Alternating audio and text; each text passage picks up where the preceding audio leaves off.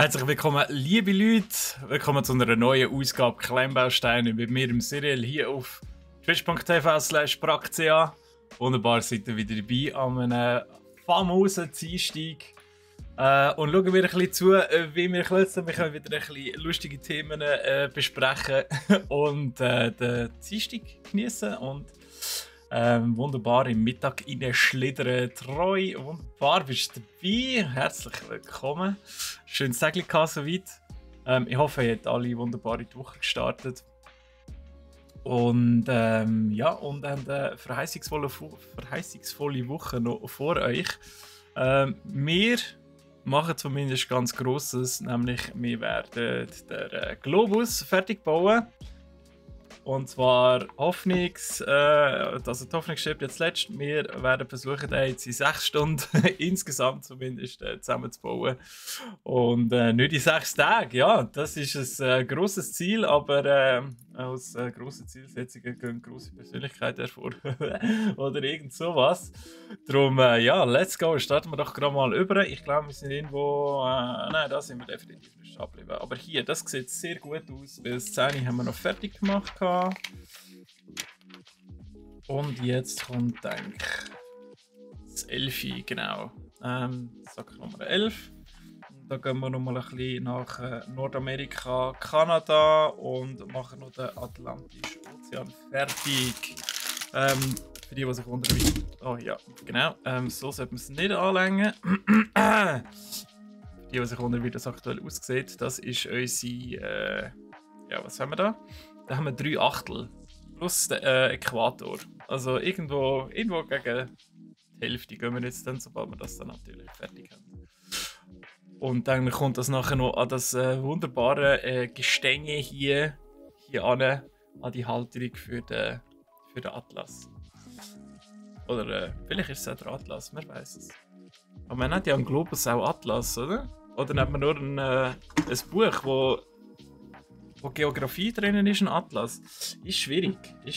Geografie schon eine Weile her bei mir. Aber nicht weiter tragisch.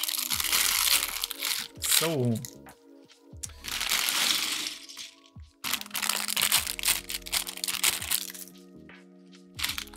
Letzte Woche haben wir ja wieder, so wie heute und auch sonst in der Regel, am 11 gestartet und das bis zum 1 durchgezogen.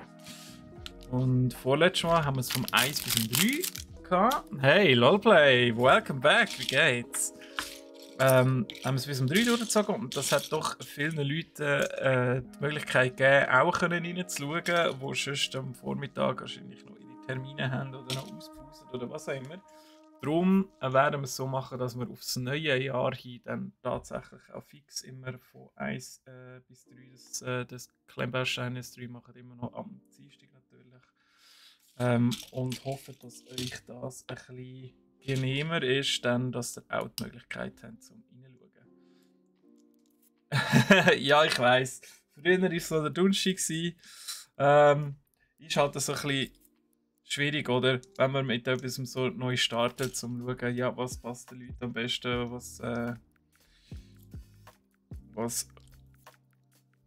ist von der Zeit her am ringsten, dass man auch zuschalten und mitmachen kann, weil das Lustigste ist es natürlich für mich wie auch für euch hoffentlich, ja, wenn es live ist und auf Twitch passiert das Ganze. Der Troy ist ein absoluter Ehrenmann. Der Troy ist immer da, wenn man ihn braucht. Das ist wahr.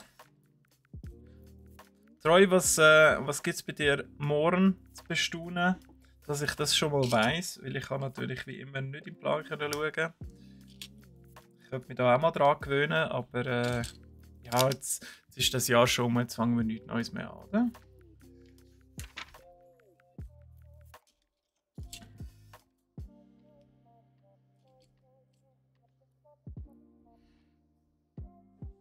Roleplay, wie hast du es so? Streng? November ist ja fast durchs Band für alle Branchen ziemlich happy gegangen. Vorbereitung auf Weihnachten, Vorbereitung aufs nächste Jahr. Und Weihnachtsessen. all das ganze Zeug.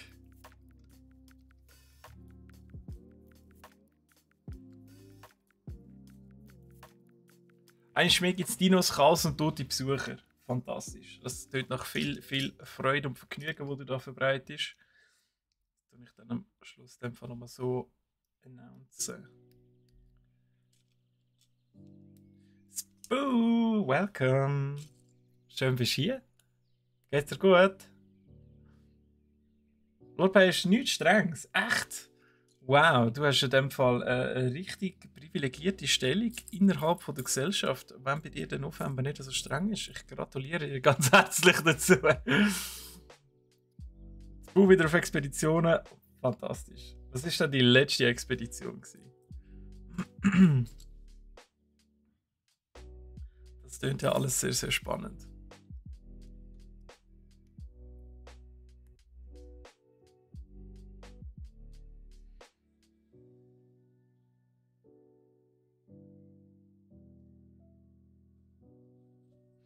Homeoffice hast, ja, fantastisch. Ja, ich kann auch, nein, ich kann nicht, heute nicht, aber es ist Homeoffice, ja. Läuft tiptop. Wir sind jetzt schon ein Weile ja auf der Suche nach einer neuen Wohnung. Ich glaube, letzte Woche habe ich etwas angetönt, wo wir aber wieder abgesagt haben, wegen dem Haus, das wir mieten können. Aber eben irgendwie nicht ganz so. Ja, es war nicht ganz so gewesen, wie wir es eigentlich gerne gehabt hätten. Man muss halt immer irgendwo Abstriche machen. Und jetzt haben wir aber gestern eine Wohnung gefunden und Jesus Christ, die ist wirklich perfekt. Wir haben wirklich am Abend noch die Bewerbung rausgehauen. Und ja, ich hoffe, dass es gut aussieht und gut kommt und wir die Wohnung dann bekommen. Und nächstes Jahr meine Frau auch ein bisschen näher an ihrem Arbeitsplatz ist. Auch wenn die Wohnung erst im November fertig ist. Also das wird noch ein bisschen kritisches Jahr nächstes Jahr, weil wir die Wohnung sollten bekommen. Aber was macht man nicht alles für den Job, nicht für die Liebe, für den Job. Ja.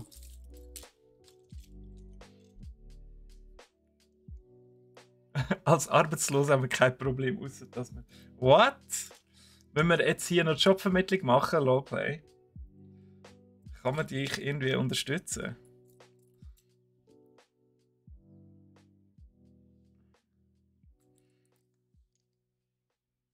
Ja, bei den Arbeitslosen gibt es gute Bezahlung, das kommt einfach auf den letzten Job drauf an. Brachiosaurus DNA-Expedition ist die. What? Wolltest du mir sagen, man kann die Dinos dort noch irgendwie anpassen, oder was? Kann man dort noch DNA-Versuche machen?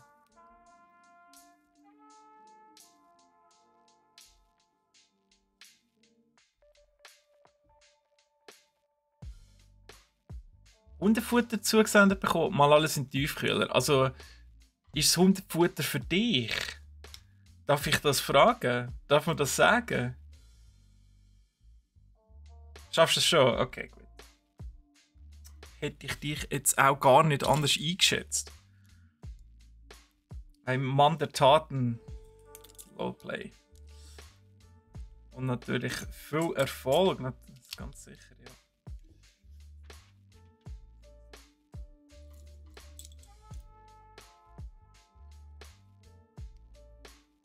Man kann DNA modifizieren. Oh mein Gott. Dinos modifizieren. Wenn ich jetzt nicht gerade schon genug zum Gamen hätte, müsste ich das dann doch auch noch kaufen.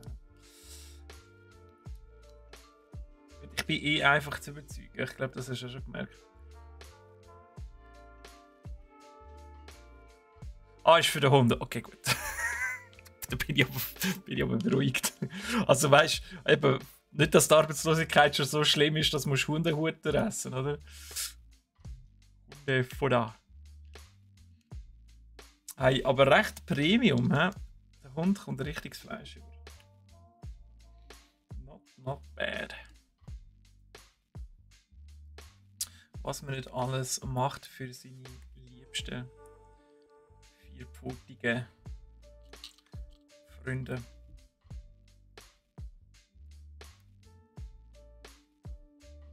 Am Freitag geht's los mit Weihnachtsmarkt. Also wie? Also bei dir? Also bei dir daheim? Oder Machst du einen oder wie? Oder einfach generell?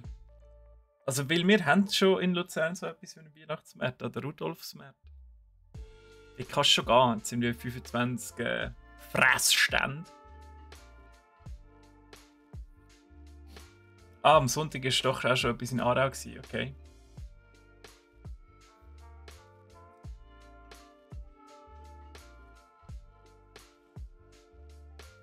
Ich könnte mir schon noch vorstellen, dass das Hundefutter qualitativ besser ist wie vieles, was irgendwo im Laden rumsteht, ja. Es ist wahrscheinlich einfach nicht so gut abgeschmeckt. Also darum wollte ich es jetzt auch nicht unbedingt probieren, ehrlich gesagt. Der in Aarau ist schon seit Mitte November. Weihnachtsmarkt Mitte November. WM im November. Also Leute, bitte bremsen. Sonst können wir das nachher gerade durchgehend machen.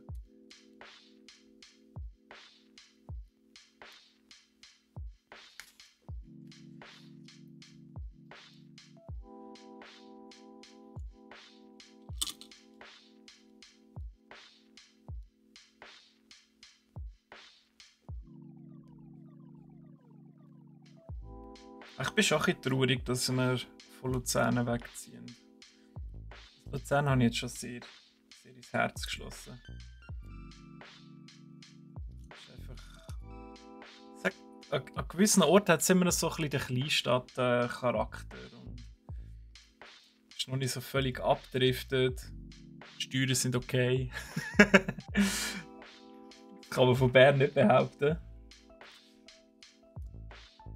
Aber ja, so muss man leider überall Abstriche machen.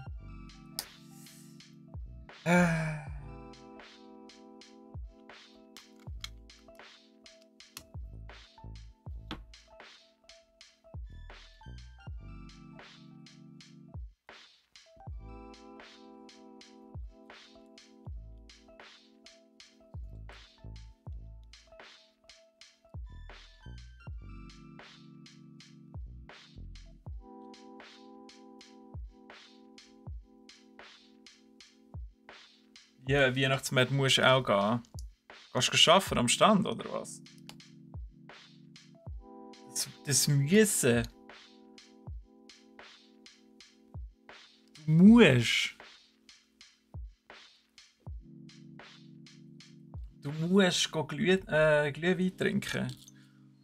Du musst Crepe essen. Du musst gute Laune haben.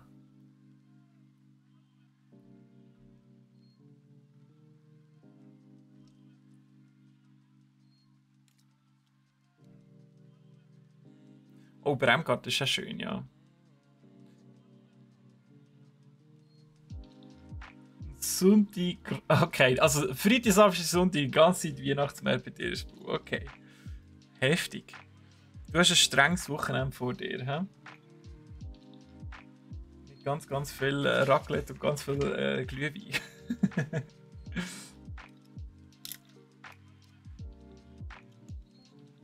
Aha.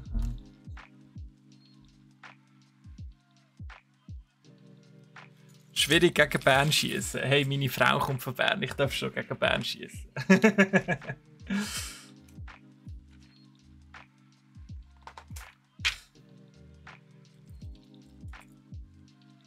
Wir haben gedacht, wir haben hohe Steuern, aber bei uns sind es nur Gemeindesteuern hoch, aber Kantonssteuern sind halb so hoch. Darum ist es bei uns immer noch viel günstiger als dort, wo wir vielleicht hingehen. Ich kann leider nicht alles haben. Also man kann alles wählen, aber ob es dann bekommt, das ist die andere Frage.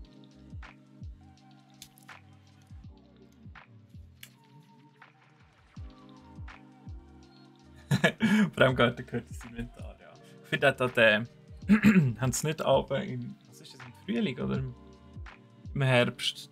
So ein Mittelaltermarkt oder so etwas mit den Handwerk von ganz früher. Da ist irgendwie ein Schmied dort, sagt man, die das Hufeisen anbringen, nicht der Hufeisenschmied, sondern das Pferd Schuster oder so eine Art. Keine Ahnung. Weiß gar nicht, wie der heißt. Aber ja, ganz viele so Sachen. Das habe ich auch sehr amüsant gefunden. Bin ich aber erst einig gewesen.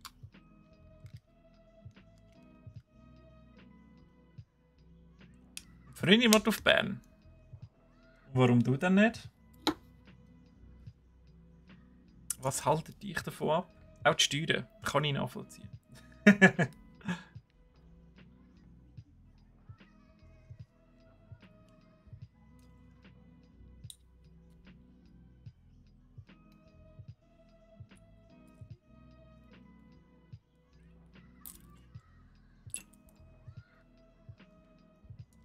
Hey, bleib jetzt.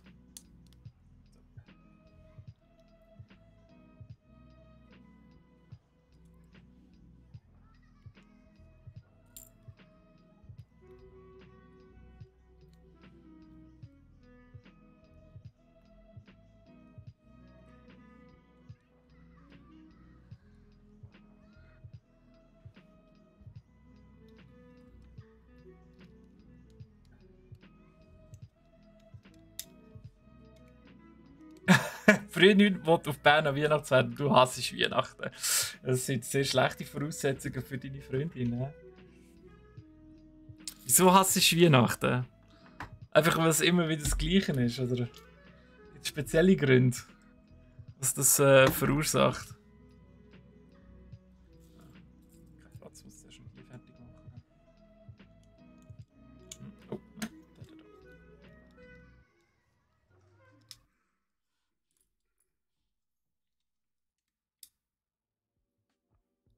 Ich bin ja sehr gespannt, wie lange das am Strom haben, bis einer sagt, so jetzt Lichter löschen. Du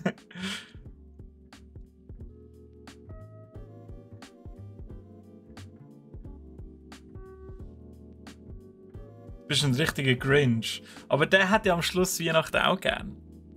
Oder?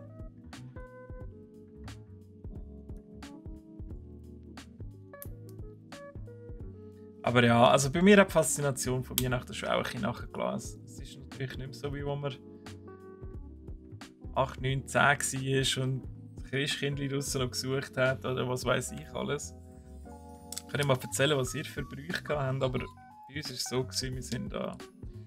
Weihnachten ist immer der Vater mit den Kids raus und dann ist man das Christkindli suchen, oder? Dann hat man ein bisschen die Sterne geschaut, ist rumgelaufen und währenddessen die Heime Grosseltern und all die anderen halt den Christbaum ja, mit Kerzen geschmückt hat und alles angezündet und Geschenke unter den Christbaum gelegt hat oder so. Jetzt haben wir das Christkindli gerade verpasst, jetzt ist es gerade wieder aus der Tür dort raus und hat die Geschenke da gelassen.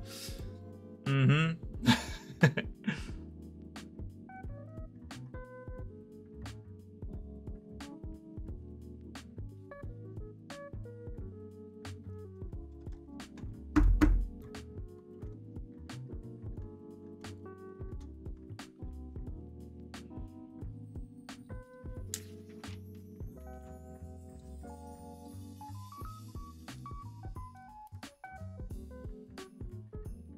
Kommerzmüll ist geboten für Weihnachten, okay. Nichts mehr mit dem Grundgedanken zu tun. Gut, dann können wir anfangen zu diskutieren, ob das richtige Datum ist und so weiter und so fort. Wieder mal ein christliches Fest, ja. Eins von den Wikinger. Feiere lieber das von den Wikinger, okay. Ja, ich glaube, es ist aber grundsätzlich mit allen Festen oder? Es kommt immer darauf an, für was es du nutzt, weil grundsätzlich nutzen wir es schon lange nicht mehr für das, was eigentlich dafür gedacht war. Aber es ist, finde ich, ein guter Moment eben für Familie zum Zusammenkommen. Vielleicht auch Leute, die man sonst unter einem Jahr nicht so sieht. Und ich meine, das mit den Geschenken, klar ist es, jedes Mal regt man sich darüber auf, was schenke ich jetzt, also so ein Scheiß. Jedes Jahr immer das Gleiche. Aber gleich ist es ja dann toll, wenn man ein bisschen etwas an Geschenken verteilen kann und die andere Person natürlich Freude daran hat. Wenn man jetzt sagen kann, ja, das kannst du unter einem Jahr auch machen. Ja, schon auch. Aber dann musst du einfach zweimal Geschenke kaufen. Barracks, XQC, willkommen, schön seid ihr da. Habt ihr es geschafft? Seid ihr fit und Zweig? Hast du mich in der Werbung gesehen? Ja, das ist lustig. Das habe ich jetzt ein paar Mal gehört, aber ich habe sie selber nie gesehen. Also ich habe sie dann irgendwann mal zugeschickt bekommen, ja. Also ich weiss natürlich, dass ich mitgemacht habe. Ich bin nicht irgendwie betäubt worden. Auch wenn ich so den Anschein mache. Ja. Aber das ist einfach aus einem Jux quasi entstanden, weil ich mal bei einem Video mitmachen für einen Hersteller, der so Comedy-Style war. Dann haben sie mich auch gefragt, ob ich für den Black Friday auch nochmal meine Visagen herheben. Da dachte ich, ja, wieso nicht? Das ist sicher wieder witzig. Ist es auch. Ja.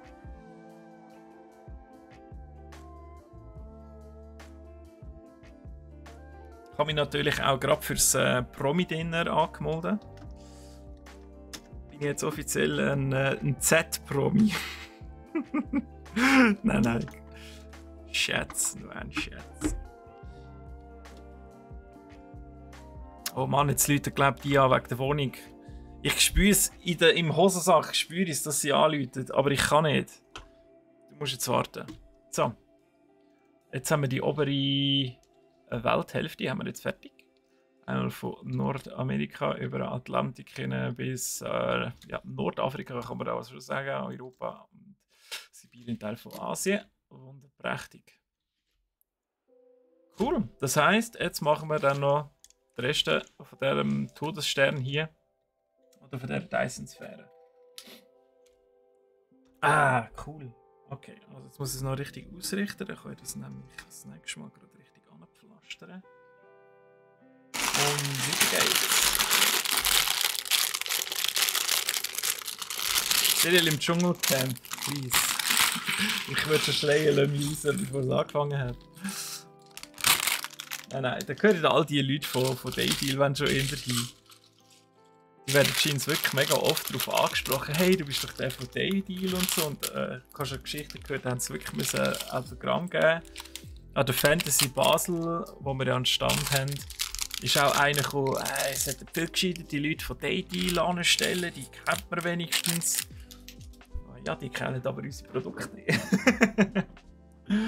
Ja. So ist das. Ah, und da habe ich noch etwas übersehen. Ella Fields, schön bist du da. Willkommen. Ja, genau. Weihnachten kann man selber gestalten, wie man will. Ja, Christbaum, ja oder nein, Geschenke, ja oder nein, whatever. Oder man kann es ganz sein lassen. Who cares? Ja, wir haben das mit dem Geschenkdruck ja weggenommen. Wir tun eigentlich nur noch wichteln und dann gibt es ein Geschenk.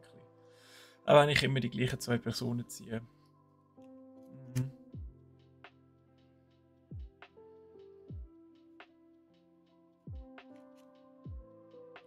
Ja, Lawplay, auch ich werde besser. Auch mit Lego. Siehst du? Ich könnte alle dazulernen.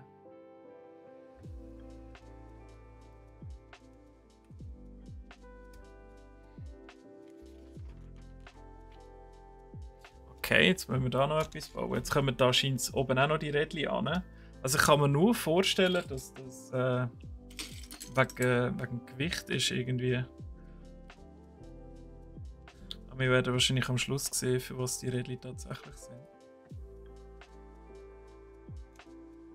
Weil sie erfüllen da innen eigentlich wirklich keinen Zweck, oder? Also sie stehen da nie an oder so. Sie sind innen dran am Globus. Wer von Daydeal? Ist einfach so generell gewesen. Ich weiß nicht wer.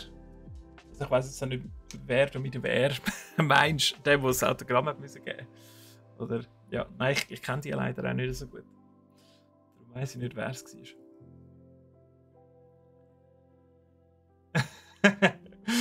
Finde ich aber sympathisch. Aha, Troy wird er nicht am Arbeiten. Ja. Im Herzen sind wir doch alles Bläuschler. Leben ein bisschen genießen. Oh, der Diss. Jetzt aber. Jetzt gibt es noch Beef hier im Chat.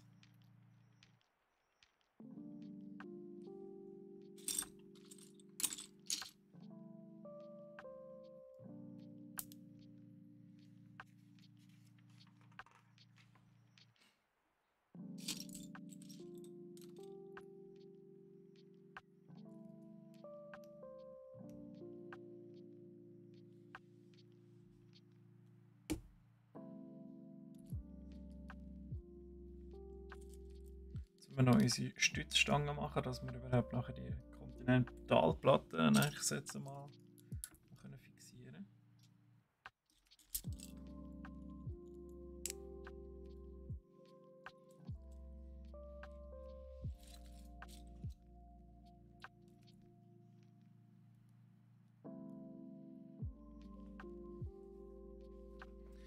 Das Kabel hier.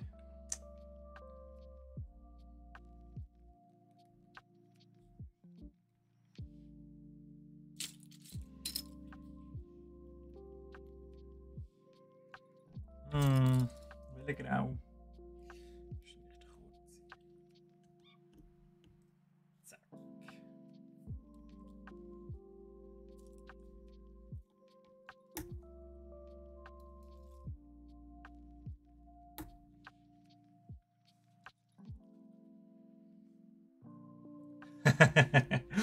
Wie ein Programm, das kannst du Lego-Modell modifizieren. Also ja, es sieht schon ein bisschen aus wie ein Todesstern. Ich wäre dem gar nicht abgeneigt gegenüber. Ehrlich gesagt.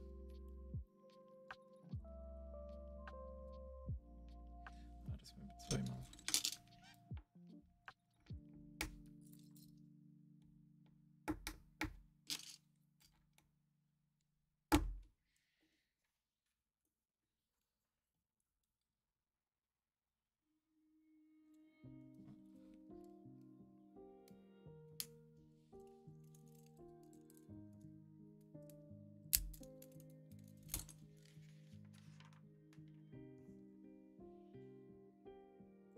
So, okay.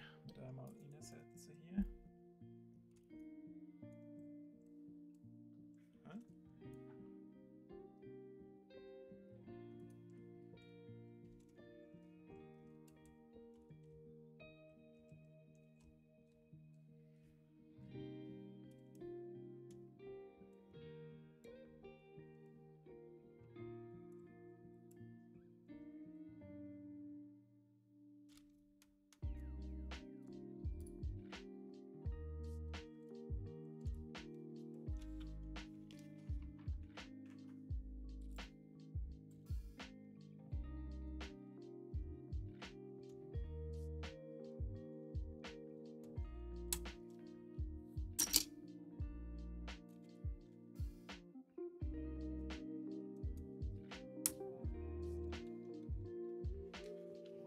Okay, das klingt aber mega geil, Longplay. Also ist das Open Source? Kann das jeder abladen oder musst du dafür zahlen?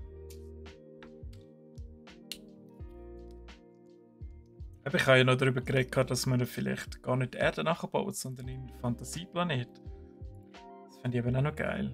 Das hat sicher schon mega viel gemacht mit dem Globus. Ist free, okay. Wie heisst es denn? Kann ich mir das vielleicht einmal anschauen?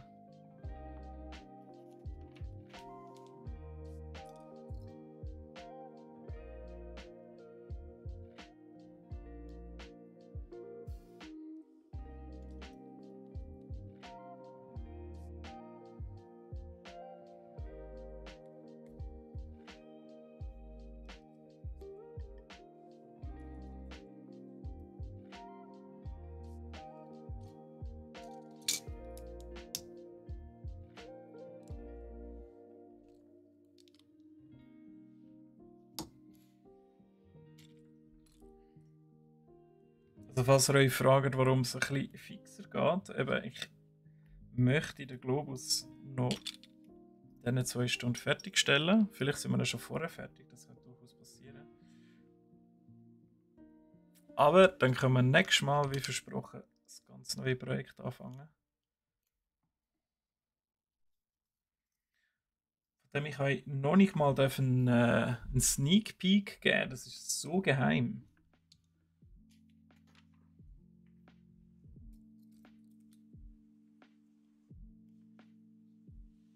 Studio 2.0. Okay, das könnte literally anything sein.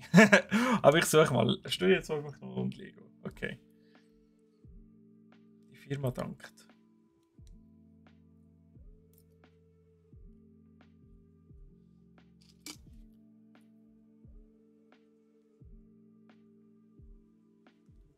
Ja, jetzt haben wir noch die kleinen. Die kleinen.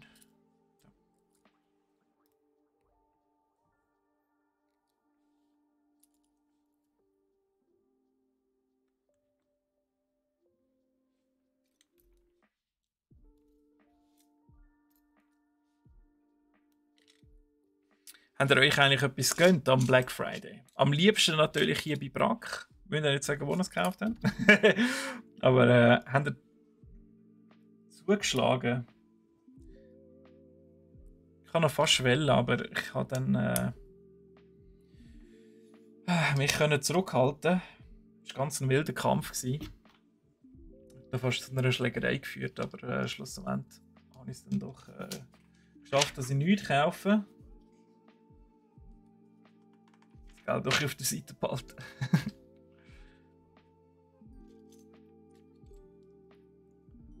Du hast dir meine Kopfhörer gekauft.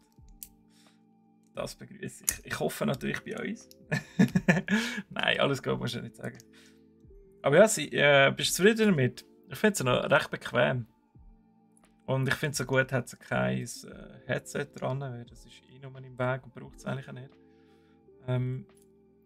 Aber wenn ich jetzt trotzdem nicht wechseln würde, weil mit meinem SteelSeries daheim bin ich mega zufrieden. Also ich habe jetzt schon seit ganz vielen Jahren SteelSeries Headset und das ist erst schon das zweite, die haben den mega lang.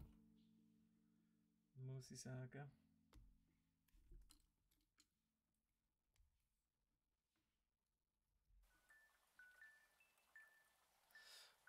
Ah, so ein Peace Card Game. Ja. Ja, schade, haben wir das nicht auf Bracken. No. Ist es gut, dass du einfach schon spielen können? Wie spielt es sich so? Ist es schwieriger als. Ich weiß nicht, ist es vielleicht vergleichbar mit Dragon Ball oder so? Ich habe mir noch gar kein Tutorial angeschaut.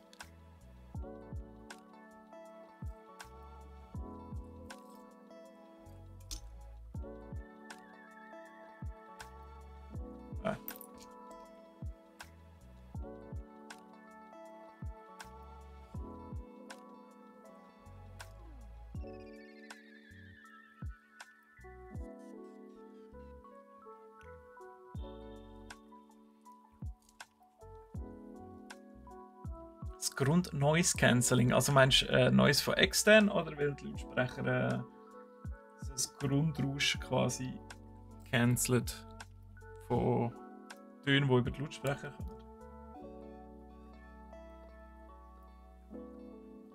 Was mache ich da? Auf die falsche Seite geschaut. So. Oder Execute durch Geld verteilen. Jeder Rappen zählt. Wir sind alles glückliche Abnehmer. Wenn du nicht willst, in One Piece investieren natürlich, sagen wir alle Danke.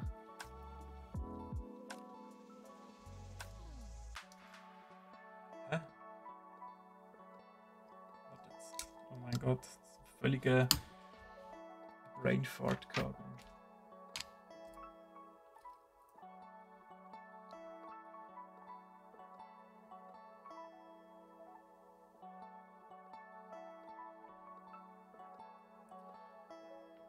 Ja,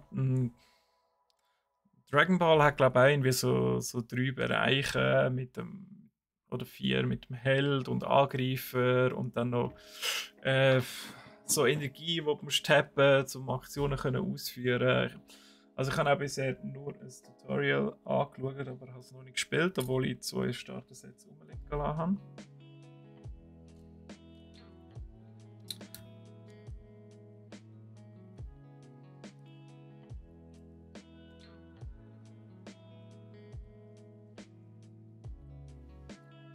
Aber ja, dass wir One Piece nicht haben, liegt nicht einmal an uns im Fall. Das wollte ich einfach noch schnell sagen. Aber es kommt, was das hilft.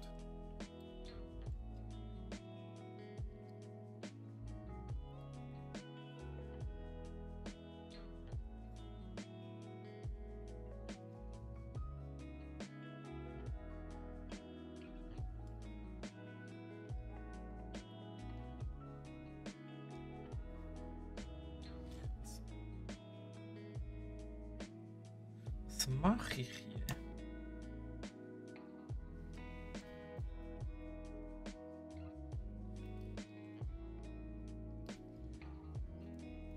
Stimmt doch irgendwie etwas. Das geht auf die andere Seite. Jetzt bringe ich mich schon wieder raus. Es fängt schon wieder an. Jedes Mal, wenn der Lowplay da ist, komme ich in Stress.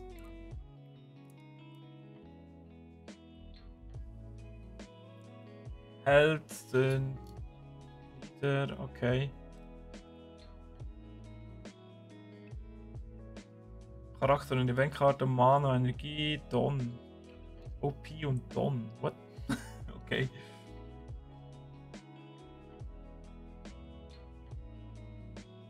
Yeah, und da bist du schon wirklich voll dabei. Day One und bist schon voll der Master und weißt, wie es funktioniert.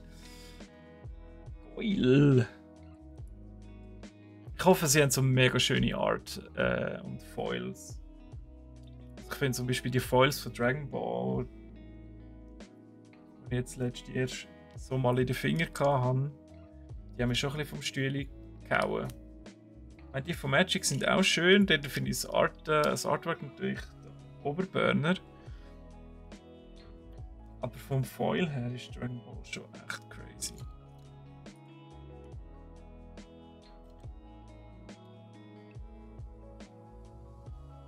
Pokémon Amplitude Hugo bist 15 Jahre in der 3.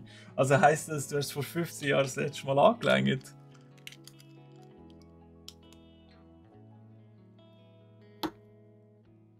Geh mal schauen, ob noch das Glurak erste Edition irgendwo rumgammelt. Es ist zwar auch nicht mehr so viel wert wie letztes Jahr. Vorletztes Jahr. Aber hey. Immerhin doch ein paar 100 Franken noch.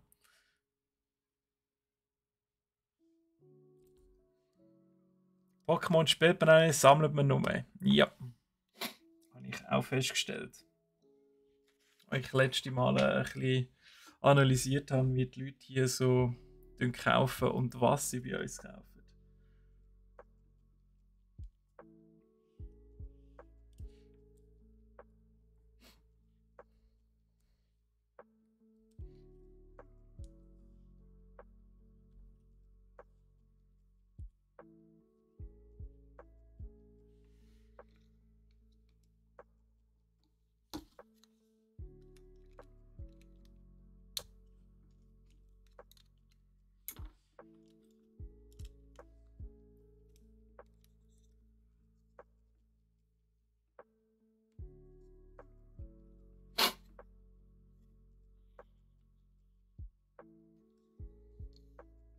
Aha, ja, das ist gut.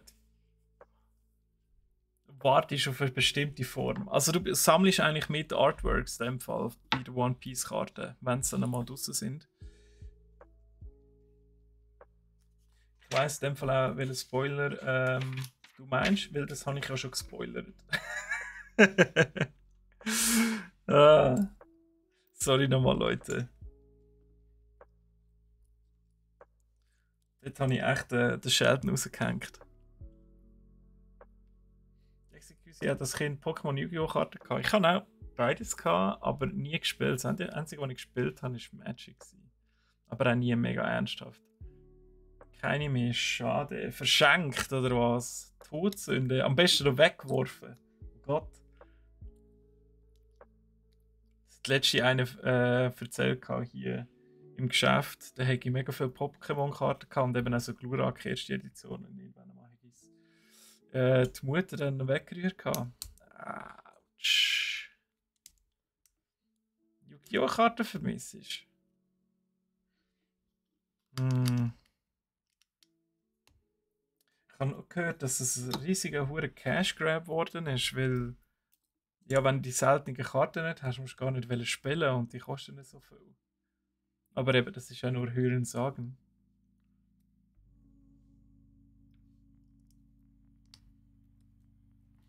Wenn es natürlich eine geile Artworks drin hat.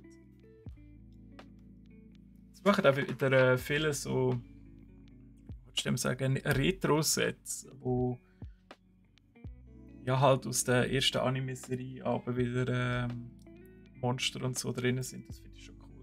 Das ist ein richtig geiler Fanservice. Ich meine, Magic hat das ja auch gemacht, aber einfach auf eine falsche Art und Weise. Die 30-Jahres-Edition da. Du musst deine linke Niere tragen.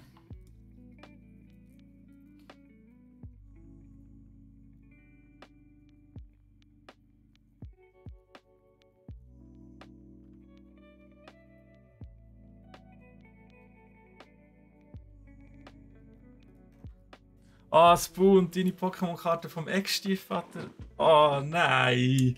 Oh, das ist so gemein. Also wieso machst du das als Eltern oder Stiefeltern? Please, rührt euch ein Kind die Karte nicht weg. Und auch Lego gehört nicht in den Kübel. So nebenbei mal angemerkt. Lasst diesen Kindern ihre Spielsachen, dann können sie später selber entscheiden, ob sie es nicht mehr wollen.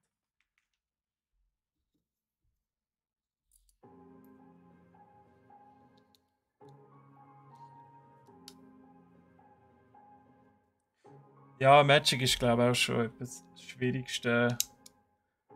TCG, nicht einmal unbedingt wegen der Mechanik, aber zum mal checken, oder welche Karten gibt es, was kann ich überhaupt bauen, welche Synergien kann ich nutzen, wie mache ich das am besten.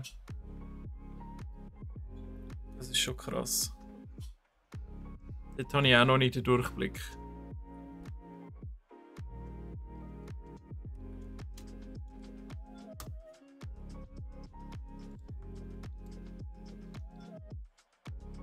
Oh, schön. Gibt's so die Fleur de Lis und Kompass. Also eine Winrose.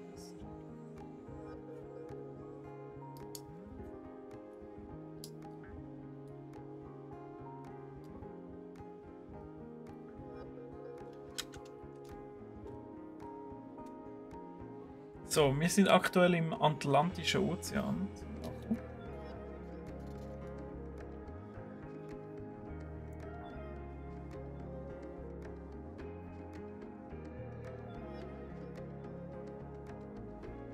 Okay, ja, wenn er nicht mehr lebt, dann dürfen wir jetzt auch nicht umschnurren. Aber ist das trotzdem daneben gewesen. Also kannst du dich nicht anderen Leuten ihren Esstich aufräumen, ohne dass du sentimentale Wert kennst von den Sachen, die du dann wegrührst. Klapp verdient.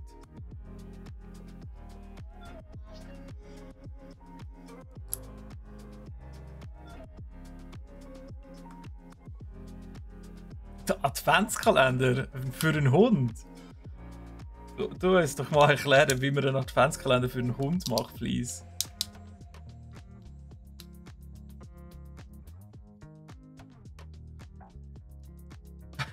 Hast du den Discord zugespammt? I like it. Das ist gut, dann kann ich dann mal schauen und die anderen können sich auch an den Artworks ergötzen.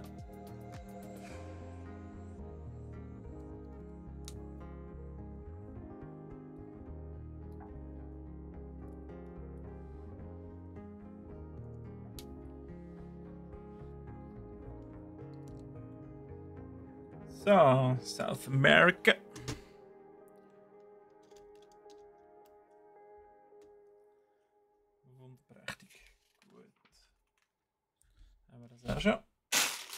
So, wir haben noch 4 weitere Beutel. Es ist 10 vor 12. Ich glaube, das kommt gut, Leute.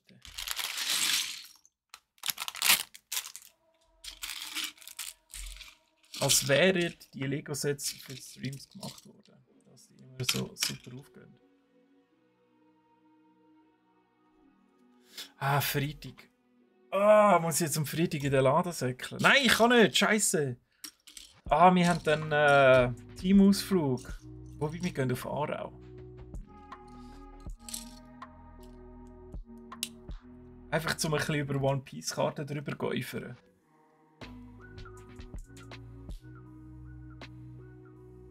Mit Hundeleckerli, aber wo hast du es drin versteckt, den Adventskalender für einen Hund?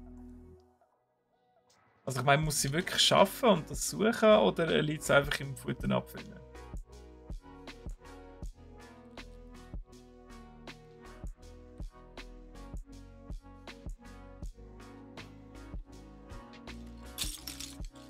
Ah, das muss ich auch noch machen.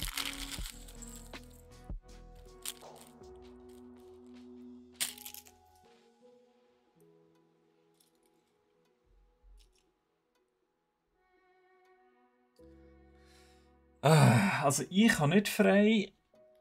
Dann weiß ich nicht, wer es ist. Nein, kannst du jetzt alle One Piece Karten zusammen kaufen? Please, lass mir auch noch ein paar.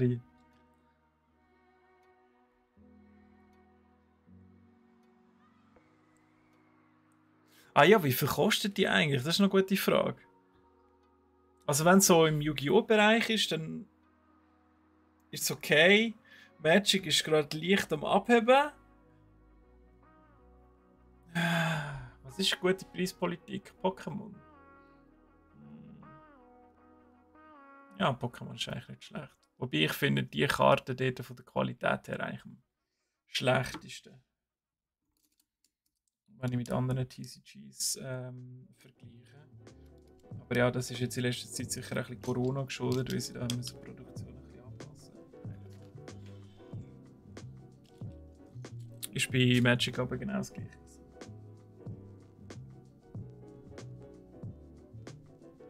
Ich habe einfach Magic-Karten dort ein bisschen lieber, weil die sind ganz ein bisschen dicker.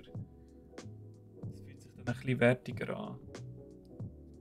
Letztes Jahr hatte ich so in einem deutschen Display Karten drin, die sind so leicht, so eine körnige Textur. Das ist halt schon ziemlich schade.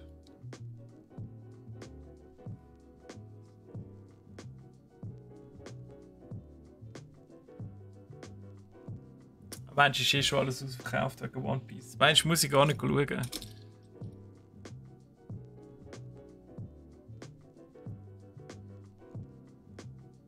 Ah, das ist aber herzig Roleplay. Also wenn sie noch ein Trickchen machen und dann aber ihres Gutes bekommt. Jö, das ist aber herzig, dass du so gut zu deiner Hündin schaust. Einfach. Die auch etwas vom Advent hat.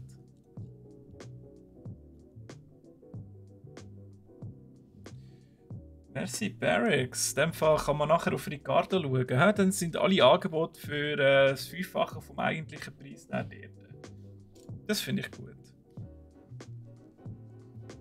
Ich merke, dass ich wieder zu viel lesen muss und ich wieder alles falsch zusammenbauen.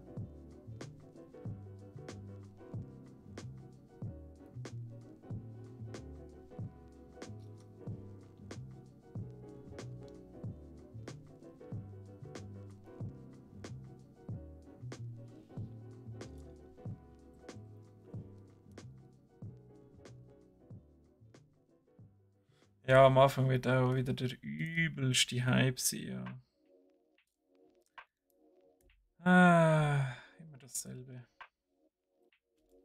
Ah, und das Wochenende ist ja schon verplant. Wann soll ich jetzt die Karte holen?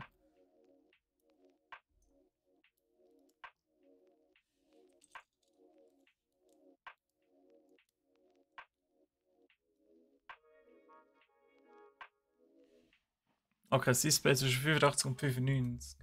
Ja, das ist so eine Yu-Gi-Oh! Liga, hä? Du versteckst im Tresor. Toll. Dann hat niemand etwas davon. Merci, Barracks. Mal alle danken an Barracks.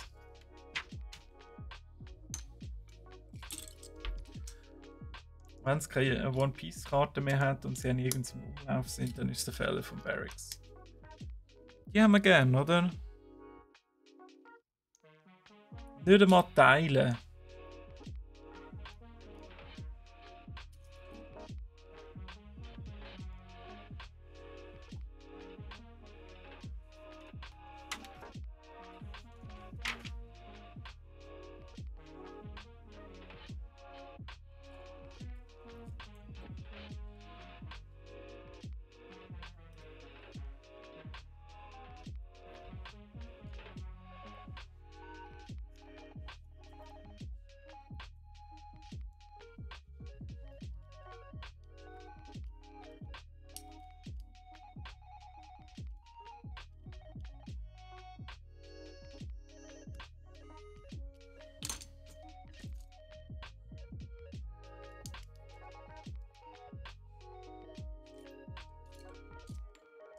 Ja, Dragon Ball und One Piece sind halt schon zwei völlig verschiedene Artstyles, ja.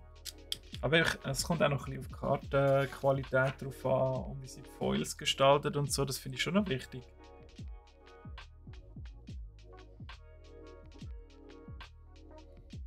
Also, Yu-Gi-Oh! Habe ich zwar ganz am Anfang noch Karten gehabt, also gar noch einen Top dabei, glaube ich, die haben. 5000 Franken könnt ihr noch haben. Aber ja, also, die sind einfach nie so voll geil gewesen. Also, du hast zwar irgendwie können deine Waifus zusammenstellen und so, aber das war's dann auch.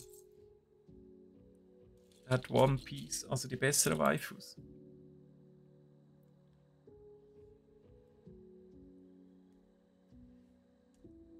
Und das Art ist ja so mega klein bei den Yu-Gi-Oh! Karten.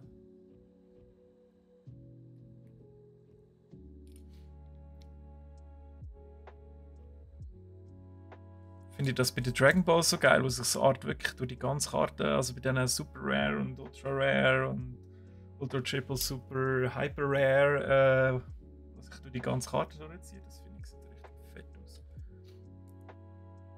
Dann hast du noch die Textured Foils, die sich so ein bisschen anders anfühlen und wo mit dem Art noch so mitgehen. Das sieht ja richtig krass aus.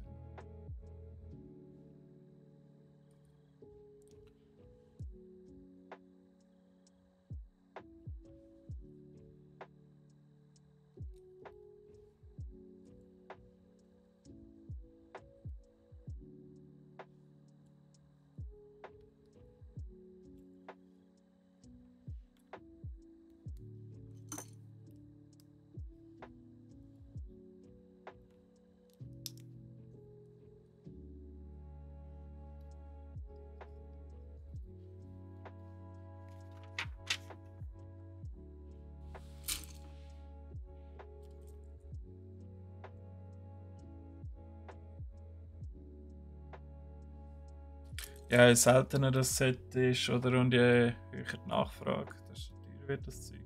Also das beste Beispiel ist letztes Jahr die Ultra Premium Collection gewesen, mit dem Glurak von Pokémon, wo global also alle zu wenig bekommen haben, weil Pokémon viel zu spät Produktion für das aufgefahren hat und dann zu wenig ausgebracht hat. Und dann durchs Band bei allen Bestellungen gekürzt worden sind. Und dann hast du natürlich im Internet Preise gesehen. Also wenn nicht so eine willst, gut Nacht um 6 Uhr, oder?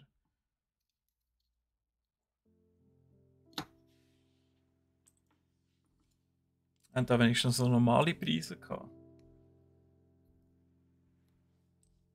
Aber wenn es dann so gegen die 300 geht und normal kostet es, was ist es, 150, 160. Ja, klar machst du Kohlen als Unternehmen und so, aber ja, machst halt auch immer ein bisschen den Markt kaputt, oder? Ein Stück weit. Weil die Kunden, die das kaufen, die haben ja dann weniger Geld zur Verfügung, um das nächste wieder zu kaufen.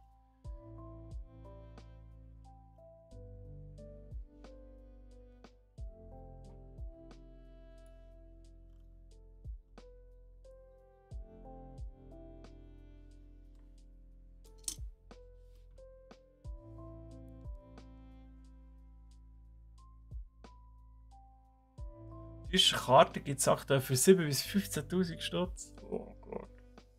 Oh mein Gott. Das nimmt ja schon wieder Ausmaß an, wie bei Flash and Blood am Anfang.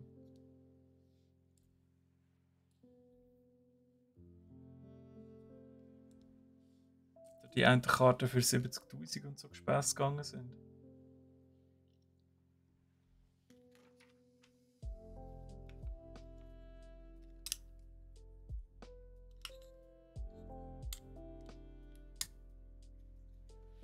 Sicher auch ein bisschen die Hoffnung dabei bei vielen, die das eben nicht anständig spielen und sammeln, sondern einfach nur eine grosse Kohle damit machen, weil es die erste Edition ist. Und alle draufsäckeln wie pickt.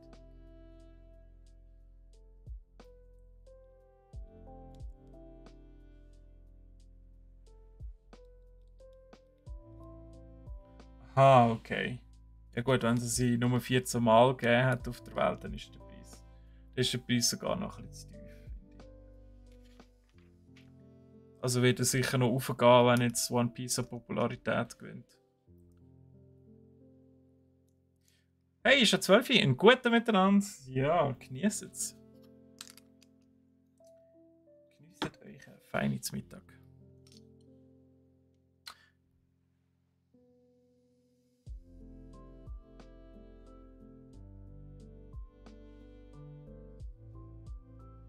Du hast jetzt einfach noch so ein paar Pre-Release-Produkte heim, die noch könnten so eine Karte beinhalten.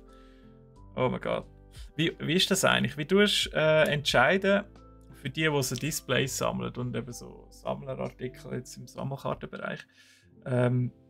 Tust du ein Display behalten und dann das Display verkaufen irgendeinisch? Oder sagst du, nein, ich mache es auf, riskiere, dass ich vielleicht die Karte, mega seltene Karte nicht drin habe, verkaufe dann aber die.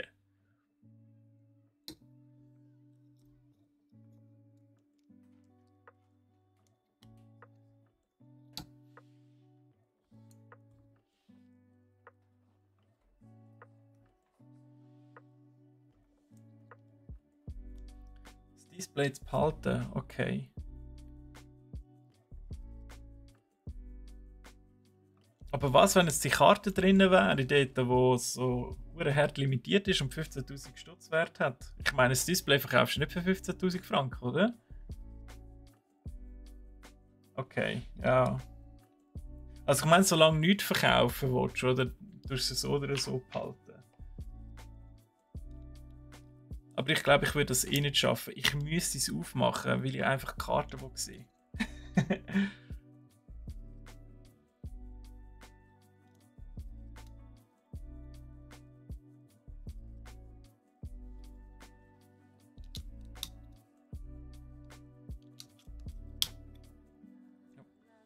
Haben wir so Scales, übrigens habe ich alle verbaut. Ja.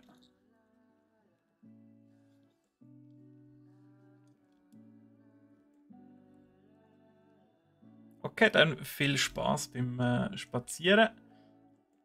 Ich bin in einer Stunde wahrscheinlich. Ja, bald sind wir zwar fertig.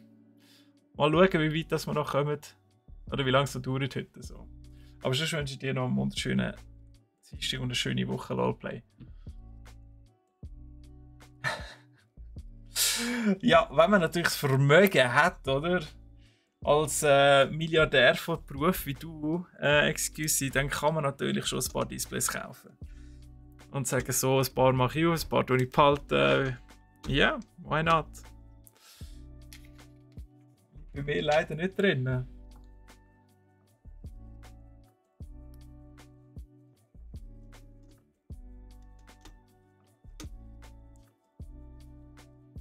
Ui, die können wir sogar voll blau lassen.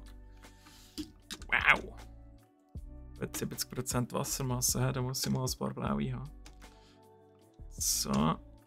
Also nur, dass ihr seht, wo wir jetzt sind. Jetzt haben wir da den unteren Teil noch gemacht. Da Südamerika und ein bisschen von Afrika noch, plus die Windrose und Fleur de Lis. Und dann sind wir noch beim Pazifischen Ozean. Und jetzt kommt noch diese Hälfte.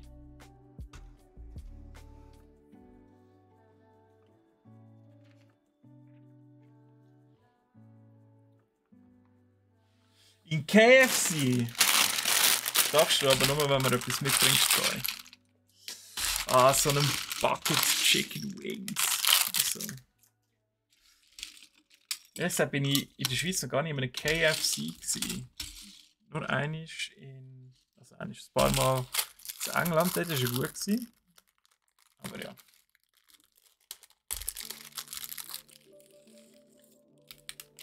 Es gibt ja schon mega Unterschiede bei diesen Fastfood-Ketten. In jedem Land. Auch wenn es die gleiche Kette ist.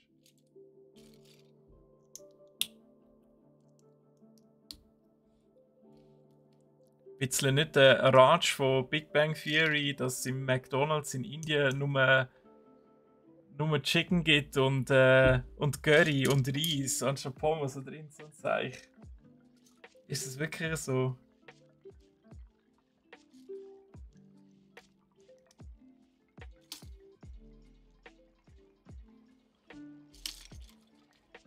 So, das ist jetzt natürlich immer ein bisschen repetitiv, weil natürlich er der rund ist. Wir immer wieder die gleichen Teile müssen zusammensetzen. Aber dafür geht es auch jedes Mal ein bisschen schneller. Die einzelnen Arbeitsschritte da schon ein bisschen drin hast.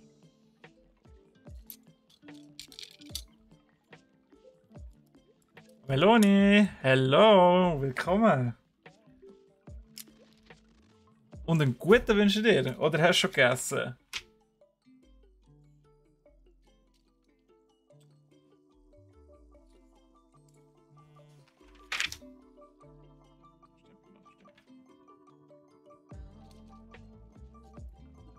Habe ich gegessen? Ja, dann aber fix etwas mampfen. Nicht, dass du noch vom Stühle gehst.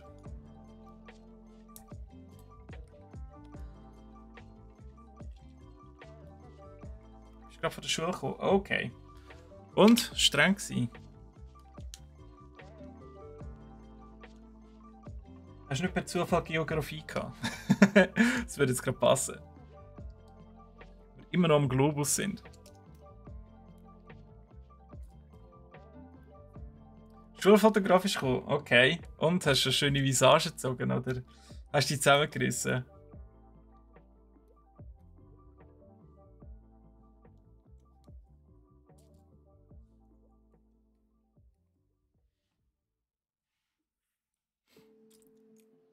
Also ich schaue aber gerne die Schulfotos von früher mal noch an, wenn ich mal wieder in die Tempel komme.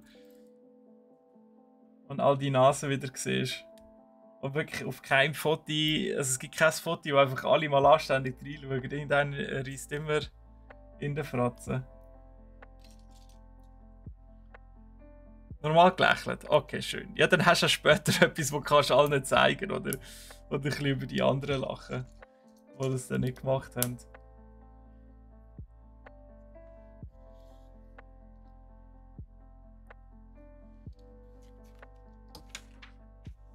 Wie läuft das? Ist das immer noch so, dass du dann heimgeschickt bekommst und dann kannst du auswählen? Oder nein, man hat glaube ich in der Schule können auswählen, oder? Dann sieht man auch die Fotos und kann das nehmen, was man will. Ich glaube, dann haben wir immer so eine Auswahl von 3 Fotos oder so gehabt.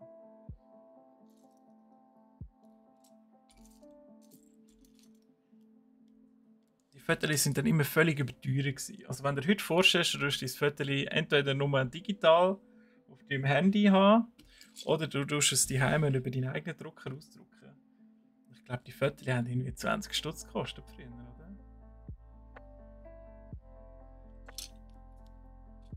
Und ich meine, sorry, also so ein Gruppenfoto braucht es jetzt da wirklich so einen Fotografen, so einen überteuert, oder nicht? Was, schon online auf der Webseite? Wow, okay, das geht ja mega fix, hä? Den kannst du bestellen. Wow, okay. Ja, dann, ja, ich bin alt. Ist gut. Ist angekommen, Amaleoni. Ist angekommen.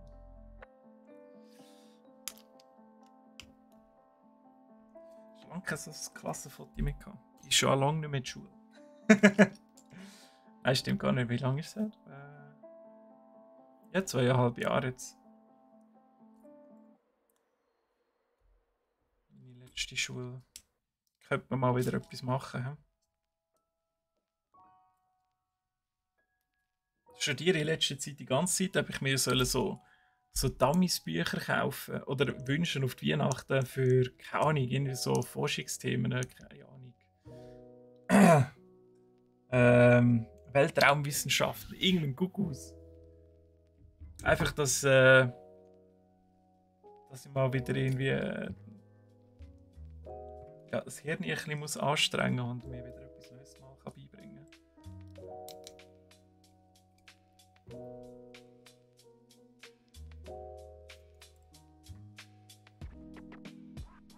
Mein Leben ist schon zu kurz zum dumm bleiben, oder?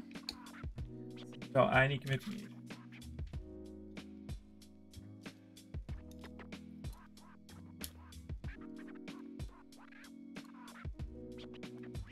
Oh ja, irgendwann wirst du dein Foto direkt 3D gescannt und du kommst ins Metaverse.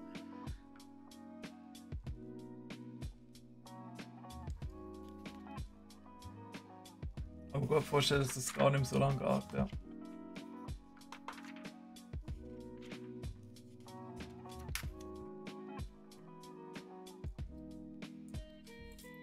Unser Fotograf, der die Hochzeitsfotos gemacht hat, hat das auch mega genial gemacht, weil der hat so Subpages auf seiner Webseite, die er generieren kann und dann dort eigentlich die ganzen Fotos reinfeeden.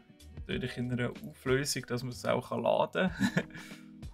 Und da ist das mega schön in so einer Galerie dargestellt und mega übersichtlich. Kannst du von dort her auch natürlich vergrößern und abladen direkt. Und dann hat er uns noch den USB-Stick zugeschickt, wo die ganzen Fotos in fast maximaler Auflösung drauf sind.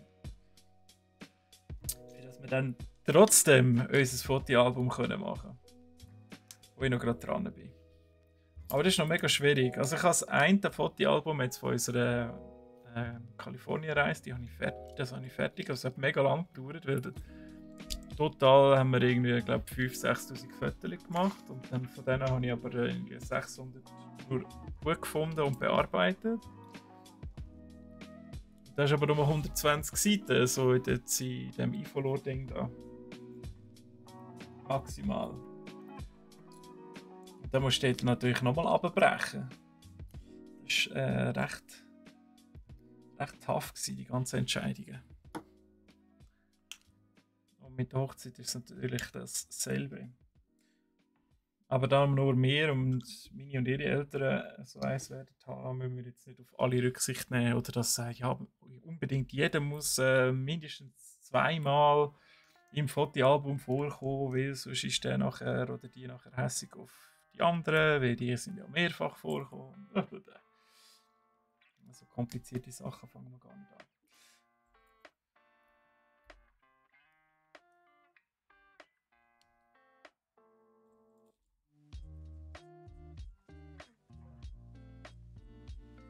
Und Leonie, bist du jetzt nachher noch im Prüfungsstress? Also die Prüfung ist schon durch, oder? Die kommen doch jetzt dann nicht. So, aufs Ende Jahr.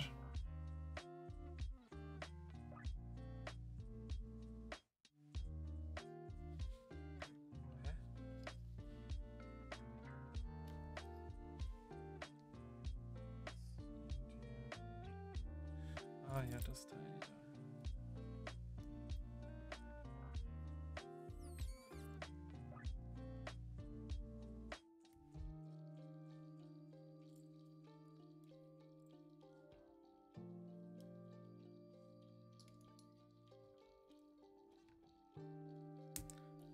Nachdem haben wir noch 2 Tüten, dann geht das runterprächtig auf hier weg. So. Okay. Und jetzt der nochmal das.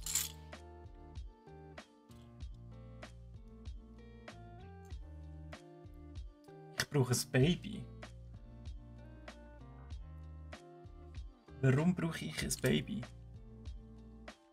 Du kannst Bücher kaufen, Raketenwissenschaft für Babys. Ah. Ja. Ich weiß nicht, meinst du das, also für Dummies ist ja schon ein bisschen tief gegriffen, oder? Aber ich weiß nicht, ob das andere nicht ein bisschen unterfordernd ist? Oder willst du mir jetzt unterstellen, das ist genau mein Niveau? Baby-Universität Quantenphysik für Babys. Yes! Astrophysik für Babys. Gerade ins Forschungsprogramm aufnehmen. Die Anforderungen werden ja immer höher. Warum nicht gerade mit Quantenphysik anfangen?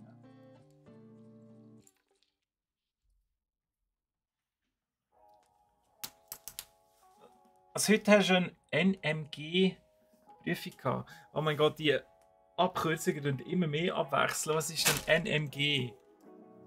Ah, NMG. Mensch und Gesellschaft, oder? Und was ist ein N? NMM. NMM. Schrödinger Snooki. I like it.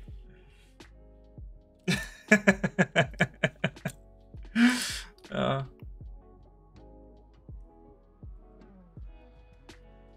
Ah, Naturmenschgesellschaft. Ah, ja, ja, ja. Wie hat er das bei uns geheißen? Ich glaube, das hat es bei uns gar nicht gegeben. Also, schon gegeben, aber ich glaube, wir haben es noch aufgesplittet, die Geschichte und Menschenkunde separat oder so. Oder Mensch und Gesellschaft, oder? Naturmensch, Mitwelt. Okay. Aber ich habe die Abkürzung auch noch nicht gehört. Ich glaube, bei uns hat das nochmal anders geheißen. Vielleicht ist es noch im Aargau so. Who knows? Und wie ist die Prüfung dann gegangen?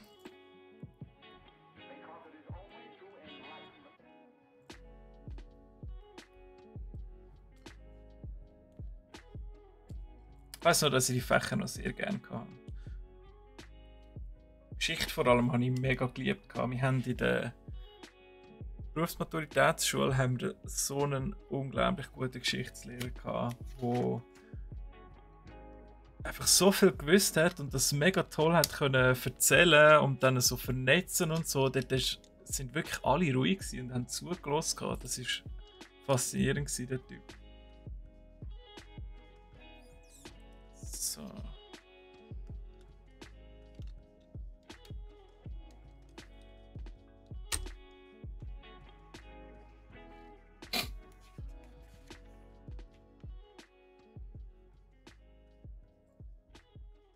Haben wir Thema Schweiz? Hast du gut abgeschnitten? Okay. Das ist super. Wenn du dich so kannst schon einschätzen, wird dir das mega viel helfen. Ich habe das nie verstanden, die Leute, die sagen, ah ja, nein, es ist so schlecht gegangen, ich bin mega schlecht gewesen, ich habe nichts gewusst und am Schluss haben sie so einen Bis-Sechser bekommen. So, ja, ist gut im Fall.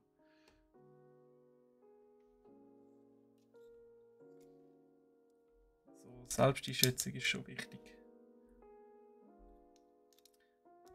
Thema Schweiz, also Thema Schweiz, eben Natur, Mensch, Gesellschaft. Ja. Haben ihr dann auch so ein bisschen Staatskunde gehabt, also wie dass wir politisch aufgestellt sind, so ein bisschen Demokratie und ist das schon mit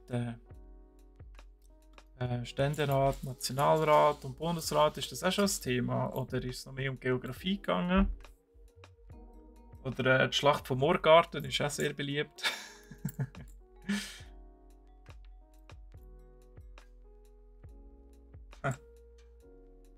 Jetzt fällt mir doch das ein.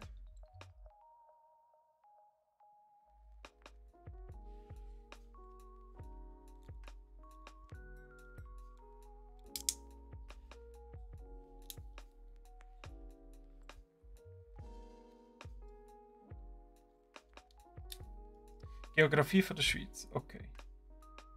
Sollte ich wahrscheinlich auch mal wieder eine Prüfung machen darüber. Ah, da ist das.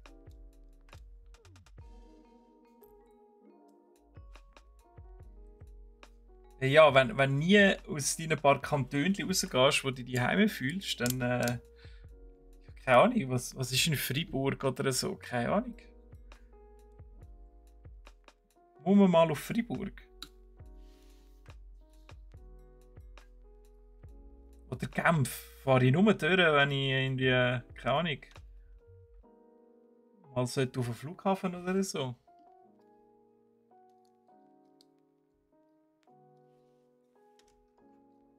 Oder Jura. Eigentlich mega schön. Also ich habe letztens erst auf Instagram so Bilder gesehen dort vom Jura. Hat mega schön ausgesehen, aber man weiß nur, dass es ihn gibt. Aber ich. Er ist einfach da. Der liebe Jurassier.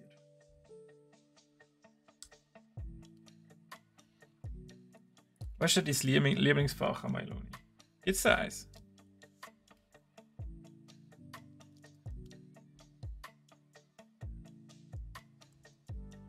Also ich hatte so eine Hassliebe mit Mathe gehabt. Ich habe zuerst Mathe mega doof gefunden, dann habe ich es eins gecheckt, dann habe ich es cool gefunden. Und dann, als ich es wieder nicht mehr gecheckt habe, habe ich es wieder doof gefunden. Musik und Mathe, oh cool. Also beides kreativ und schlau, hä? Gut für dich. Das sind Top-Voraussetzungen. Mathe unbedingt dranbleiben. Mathe ist wichtig. Wenn du dort ein Loch hast, früher oder später, ist dann nicht mehr so cool. Aber eben, ich habe dann zweimal ja noch übersprungen, also nicht übersprungen, aber in einer Stufe höher und in der höchsten Stufe hat man auch einen Teil gefehlt, den sie vorher im nächsten Schuljahr behandelt hätten, wenn das Sinn macht. Ja, und darum habe ich dort so das Basiswissen nicht gehabt und der Sprung ist mir recht schwer gefallen. Darum war dann Mathe nicht mehr so cool gewesen.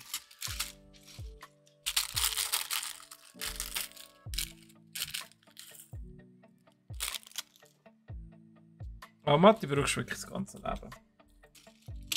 Nicht unbedingt alles. Ich brauche jetzt nicht unbedingt Algebra in meinem Job, brauche ich jetzt nicht groß. Aber hey.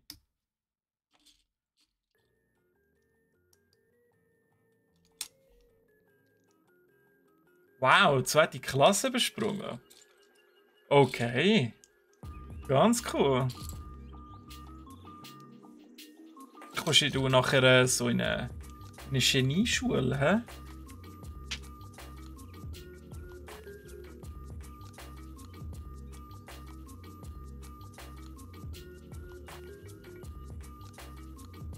Jetzt extra so Schulen, weißt du, wo Leute vielleicht wie auch du, also so Junge, speziell gefördert werden. Oder? Wenn sie ein bisschen unterfordert sind in der Schule. Also weißt, wenn dir alles mega leicht fällt und du alles immer gerade verstehst und die Hausaufgaben kaum musst anschauen und schon fertig hast.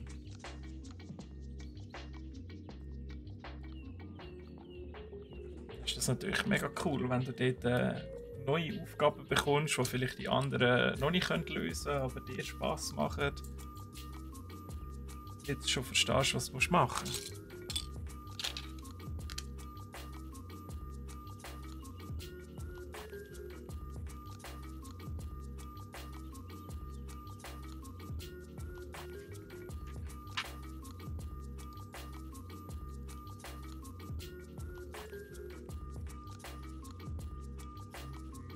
Das sind übrigens die letzten Kontinentalplatten da, die wir machen.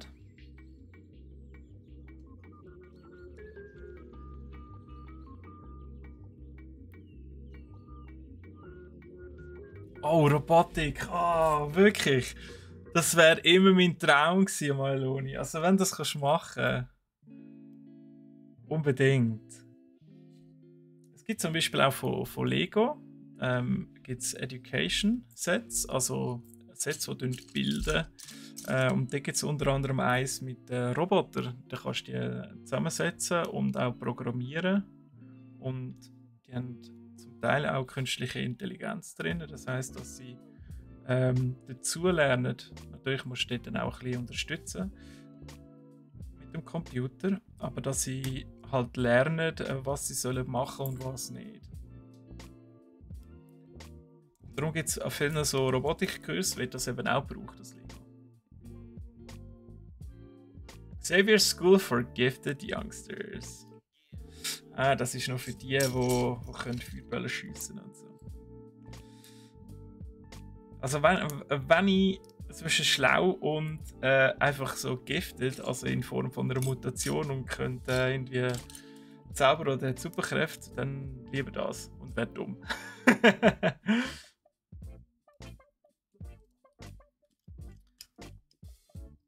Gut, ich weiß zwar nicht, ein dummer Superheld macht das nicht Sinn. Weihnachtsferien weisst, ob du kannst mitmachen. Okay, ja, dann drücke ich dir natürlich die Daumen, dass das klappt. Du kannst an einen Robotikkurs gehen. Und hey, wer weiß, vielleicht in einigen Jahren, wenn du dann deinen Doktortitel hast, kannst du mir mal zeigen, wie das da funktioniert. Und dann tun wir dich als Gast einladen. Und dann machen wir Lego Education. Dann kannst du uns allen zeigen, wie das läuft mit diesen Robotern. Das ist gut.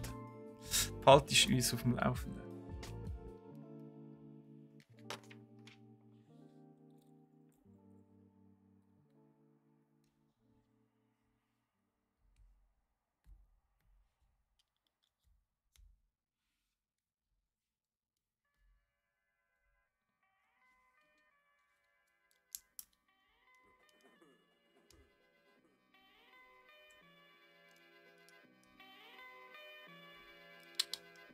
Zwischendurch vermisse ich die Schule schon ein bisschen. Das war aber recht lässig.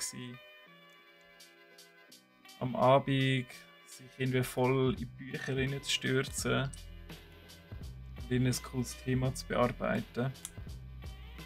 Was halt nicht so toll war, ist der Stress aber hindurch. Wenn du gewusst hast, oh Mist, ich muss auf morgen muss ich das Zeug fertig haben.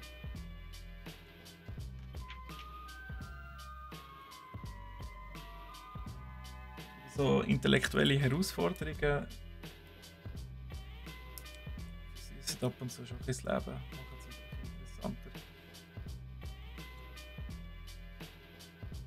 Aber wenn ich nochmal in die Schule würde gehen, wüsste ich jetzt gerade echt nicht, was ich machen sollte. Ich könnte noch ein Nachdiplomstudium machen. Aber das wäre immer noch im Hotelmanagement mit ein bisschen Wirtschaft oder so. Bringt ja auch nichts, weil ich will nicht mehr dorthin zurück. Ich könnte es vielleicht noch vertieft in Richtung Wirtschaft machen.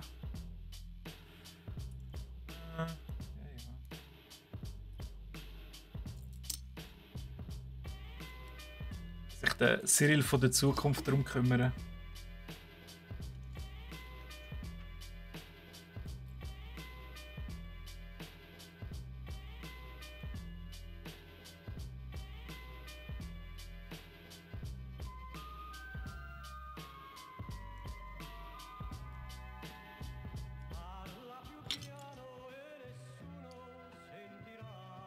Oh wow. Noch ein bisschen Italienisch hier.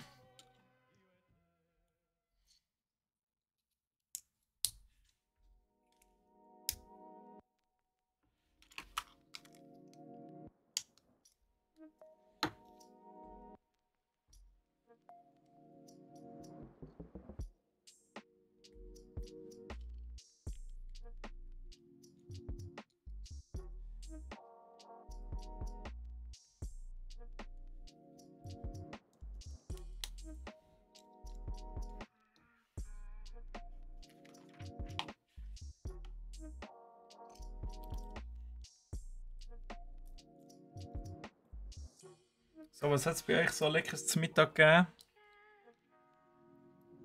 Ich habe gehört, bei mir gibt es nachher ein Hacksteak. Also ich kann ja Hackbraten, aber ein Hacksteak. Ich bin sehr gespannt. Und Alkohol zum Mittag, weil es hat ein Cognac-Rahmsüßeli. Gibt's dazu. Ah. Hoffentlich ist sie nicht zu sehr verwässert, das passiert noch schnell.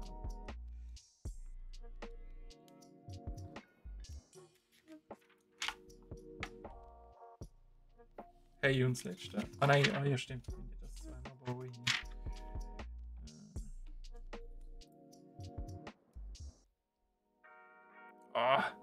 So, jetzt fest gedruckt, jetzt hast du mir da unter den Nagel reingerissen.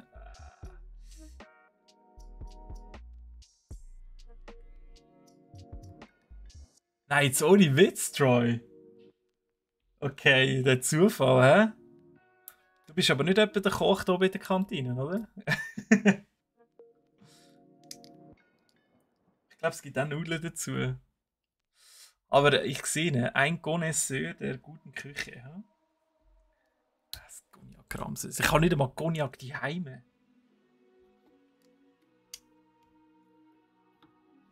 Aber dafür habe ich sehr einen feinen Grappa. Aber den kannst du nicht für Soße brauchen. Also erstens wäre es schade und zweitens hat das schon mal jemand gemacht, den ich kenne, der eben kein Cognac daheim hatte. Ja, es ist gewöhnungsbedürftig.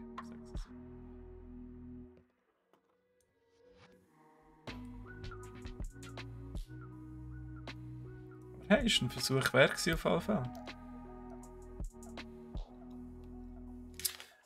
Ein Grappa Ramsüseli.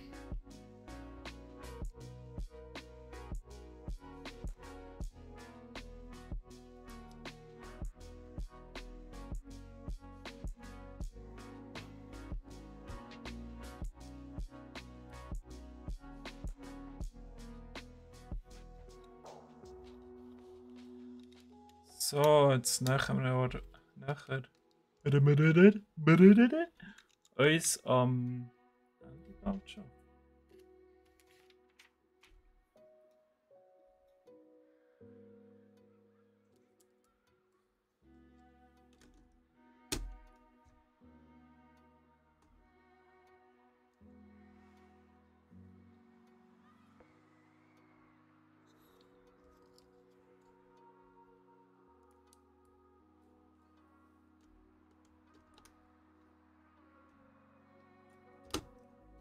So.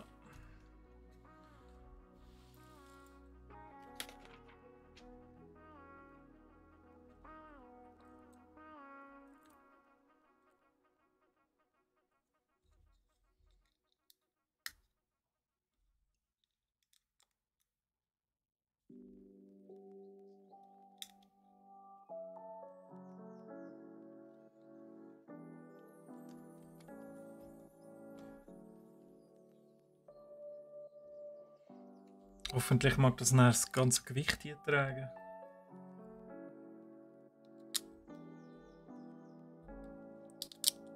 Mittlerweile ist die Kugel doch noch recht wuchtig, muss ich euch sagen.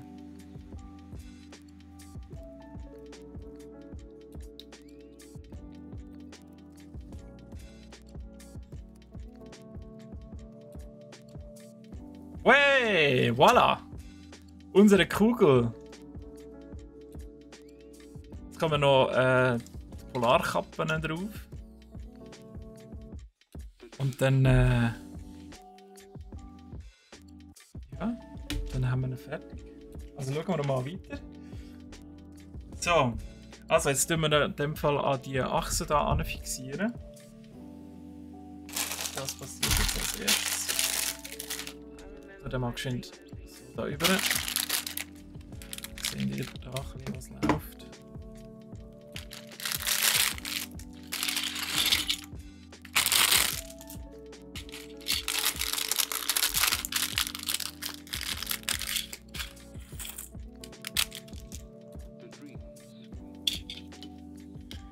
So.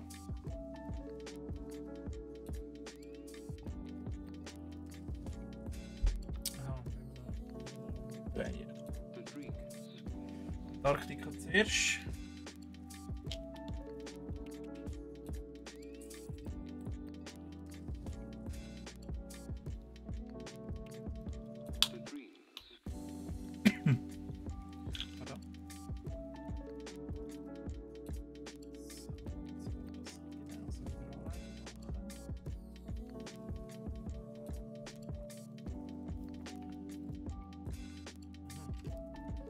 Ah, das muss ich gucken.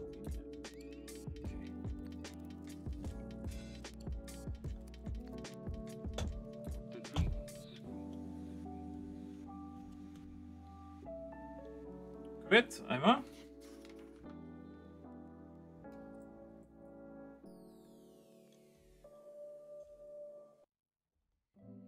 Okay, dann wünsche ich dir einen guten Abend, Meloni. Falls wir dann nicht mehr rum sind, morgen beim Triumph 3 kannst du natürlich einschalten, er tut ein bisschen mit Dinos spielen und allenfalls seine Parkbesucher ein bisschen malträtieren. Natürlich alles im Rahmen von der Genfer Konvention, oder? Weil sobald der Globus hier fertig ist, dann mache ich auch den Fisch. Weil ich darf wirklich leider das neue Projekt noch gar nicht zeigen. Aber das nächste Mal kommen wir dort dran.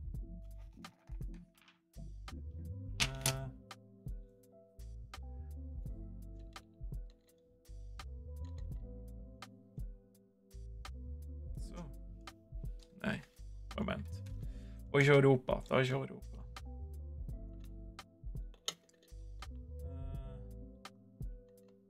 So, jetzt. Der ist wirklich recht stabil im Fall.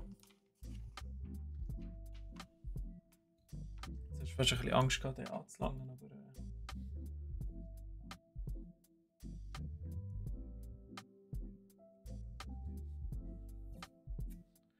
So.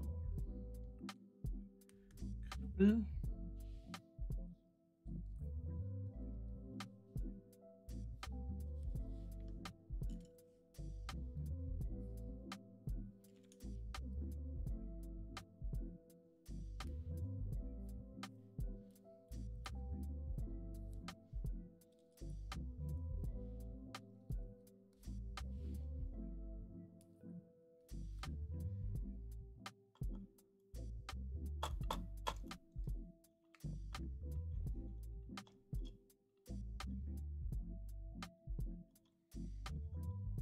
So, okay, der hat es, glaube ich, recht gut.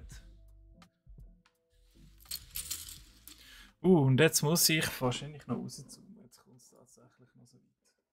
Also schauen wir mal.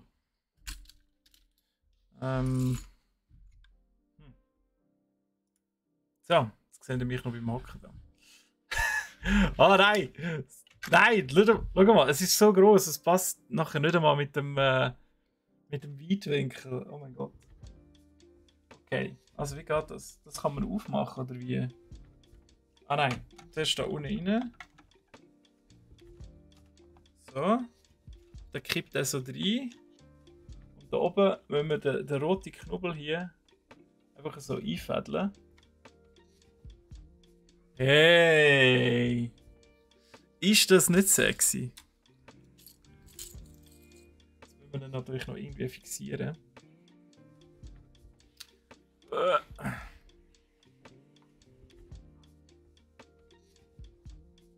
Ich glaube, es ist fertig, ja sicher. Sicher, Garo. Nächstes Jahr. Nein, nächstes Mal dürfen wir ja das neue Projekt anfangen. Darum machen wir das jetzt zack, zack. Alles fertig.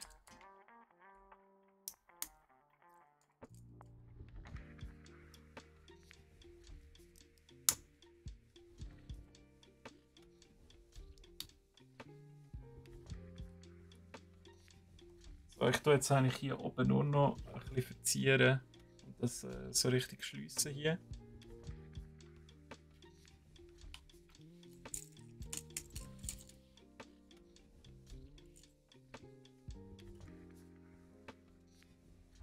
Second Klein, hey! Ja, ja. Ich war verwirrt, weil du und das Tapetenhemd haben die gleiche Farbe.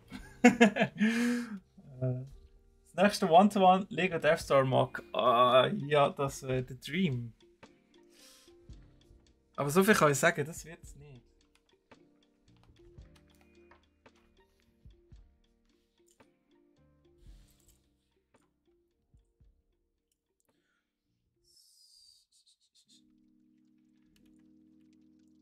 So, und jetzt machen wir da unten. Das sehen die nicht einmal mehr.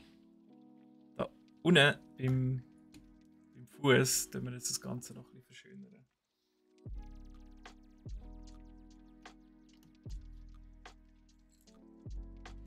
Mit noch mehr Gold.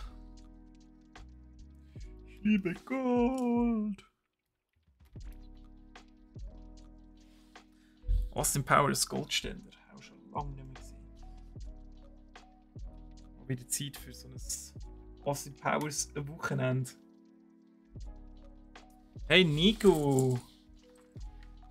Grüßi, grüßi! Gut gegessen?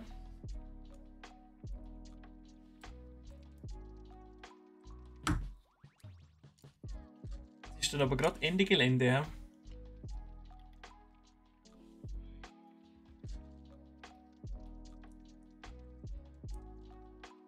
Ja, genau. Und mach's doch auf der falschen Seite. Ah, so.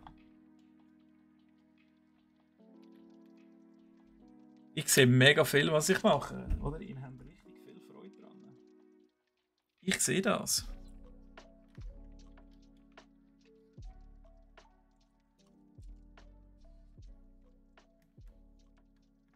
Es geht immer noch um Goldverzierungen hier beim Fuß. Und jetzt kommt noch das schöne. Ich tue den mal schön auf die Seite. Das schöne Blättchen hier, wo steht The Earth.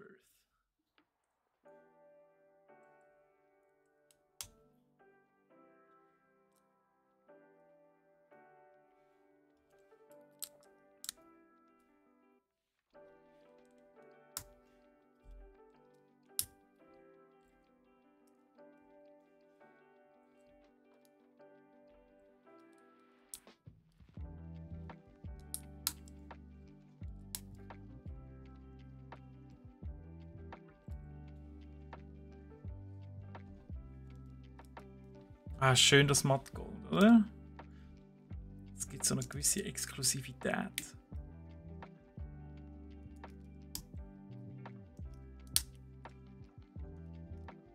Also bei Edelmetall finde ich es irgendwie immer schöner, wenn es matt ist.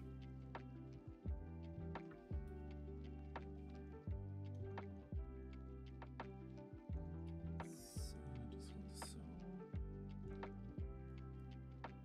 Voilà. Einmal noch die ganze Weltkarte dahinter. Und die brauchen wir dann nicht. Gut.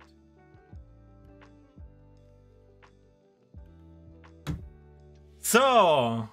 Et voilà! Fertig. Oh mein Gott. Ich sehe überhaupt nichts. Einen Moment, ich tue mal schnell den... So, jetzt. Da haben wir das Mordsviech. Oh. Also er wiegt recht viel. Ich muss mal schauen, wie viel das er effektiv wiegt. Ne? Aber es sieht mega cool aus. Also macht sich dann natürlich auch richtig toll auf dem Regal. Auf diesem Liegeregal. Und schön hier die Achse. Zwischendurch noch mit den Goldalternierungen. Wir haben überall eben die grossen Wassermassen beschriftet. Kontinente haben wir beschriftet. Unsere hübsche Windrose. Und er hebt wirklich gut. Also ihr könnt da recht wild dran rumrütteln. Echt geil. Also wie das alles so zusammengekommen ist, hä? Finde ich mega schön. Ah, und das Schiffli haben wir natürlich noch.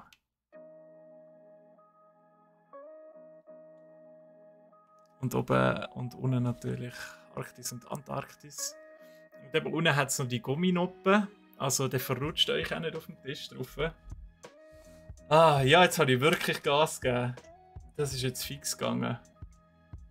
Aber es hat sich echt gelohnt. Also ich kann den Globus wirklich nur empfehlen. Kommt bei uns natürlich auch nochmal rein. Das sollte vielleicht sogar diese Woche schon der Fall sein. Das macht Spass, den einfach ein bisschen zum Drehen bringen.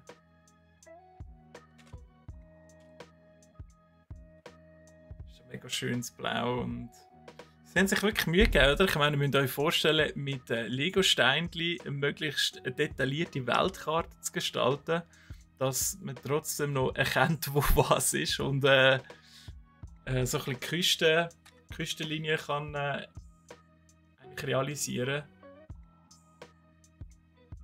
Da oben haben wir noch schön ein bisschen Hudson Bay, Golf von Mexiko, eigentlich alles schön rausgeschnitten. Echt cool.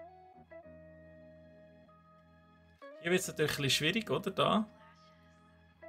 In Gibraltar dort durchzukommen. Ein bisschen eng. Aber ich finde es schön, ist da noch, was ist das, Sardinien oder so. Ja, für die Schweiz hat es keinen Platz. Also wenn, dann ist das ein halbes Nöppeli hier in der Schweiz noch.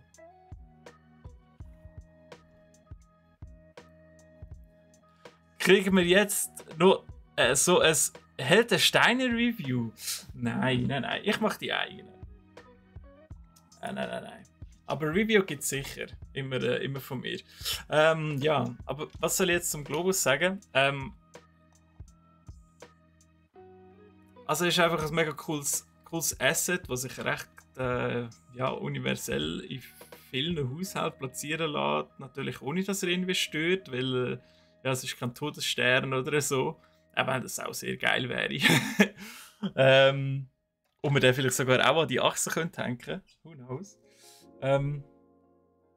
Hat sehr viel Spass gemacht zum zusammensetzen, weil es eben eine kleine Abwechslung gegeben hat. Also ich meine, Lego kann das nicht anders machen mit der Eintönigkeit, die es halt da gibt, weil jedes Mal, wenn wir da die Platten da, das sind immer so die, das habt ihr ja jetzt mich gesehen, bauen, das sind immer so 3 zusammen, mal sind sie so geformt und mal sind sie so geformt. Ja. Aber man macht immer nur 3, 4, 4 macht man. 2 in 2. Und dann nachher kommen die Landmassen drauf. Und weil es da immer ein bisschen Abwechslung gibt dazwischen, anhand von der Anleitung, wird es eben nicht allzu eintönig. Und es ist natürlich cool, wenn man das wachsen sieht und nebenzu noch auch eine Weltkarte offen hat und ein bisschen, ja, wieder ein bisschen Geografieunterricht hat und sieht, dass unsere Welt zumindest jetzt so in diesem Maßstab eigentlich gar nicht so groß ist. Und wenn man dann eben kann sagen, wenn man jemand anders an einem völlig anderen Ort trifft auf der Welt, hey, die Welt ist doch mega klein. Ist sie in der Tat. Gerade noch kurz zum Schluss. Willkommen zurück, Globplay. Ja, und an diesem Punkt würden wir jetzt in dem Fall auch aufhören. Ich tue noch den ganzen Tag da ein bisschen dran rumdrehen. Da kann man natürlich auch die lustigen Spiele machen. Ja, wo gehen wir das nächste Mal in die Ferien? Oh. Nur oben anlängen, das empfehle ich nicht. Ja? Okay. Gehen wir das nächste Mal in die Ferien. Okay, Moment, so. Was haben wir hier? Pazifischer Ozean. Was ist das? Ist das Hawaii? Oder muss ich gerade mal schnell auf die Karte schauen? Könnte es sein, ja? Nicht Hawaii. Doch, Hawaii. Hey! Doch! Doch richtig sein mal, Geografie. So geil. Wir gehen auf Hawaii Ferien das nächste Mal. Nächster Stream, nächste Woche. Der Stream von Hawaii aus. Thematisch passt das nicht mal so schlecht. Ja, und damit darf ich auch nicht mehr dazu sagen, aber nächsten Dienstag fangen wir effektiv etwas ganz, ganz Neues an. Eben, ist noch NDA, darf noch nichts sagen, aber nächste Woche sind wir befreit von dem und können starten mit einem brandneuen Set. Wird sehr, sehr spannend. Wieder am 11 bis um 1. Aber ich muss nochmal sagen, ab nächstes Jahr dann von 1 bis 3, dass ihr das schon mal gehört habt. Und morgen am 3 ist Troy wieder dran mit ein bisschen Gaming. Es geht wieder um Dinosaurier genetisch modifizieren und Besucher abschrecken, dass sie ja nicht mehr zurückkommen. Die sind Dino-Zoo. Also schaut unbedingt bei ihm vorbei. Und für den Rest der Woche wünsche ich euch eine wunderschöne Zeit. Merci vielmals, dass ihr da seid. Hat mir ganz viel Spass gemacht. Und ja, dann sehen wir uns sehr bald wieder. Habt Sorge und bis nächste Woche. Tschüss miteinander.